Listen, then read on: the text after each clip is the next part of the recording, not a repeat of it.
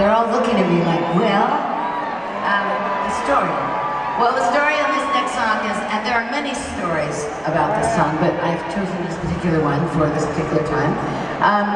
Before Lindsay and I moved to Los Angeles, we were in a band, and we were in a really good band that opened for very big acts, like Janis Joplin at Frost Amphitheater, 30,000 people, Jimi Hendrix, 75,000 people at Santa Clara Fairgrounds. This was big.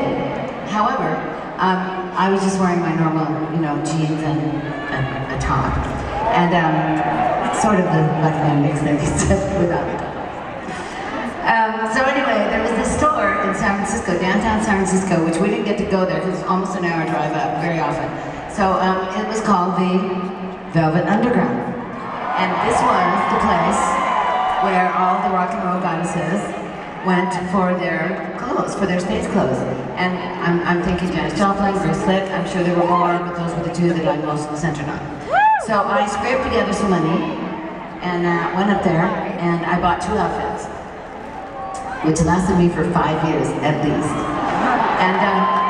But more important than the outfits, which were fantastic, was just walking into this little store that was not any bigger than it was tiny, but there was all these just magical clothes and these like magical girls that worked there, and you could just feel that Janis had just sat there on the little chaise lounge and just sat there and had a slug of whiskey or something, and you could feel it.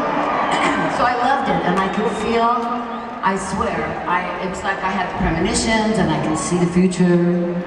And I was sure it was all going to happen, and it did. And when I look back on it, I think, sometimes your gut actually tells you what is coming. So anyway, this little story turned into a song called Gypsy. So this is Gypsy.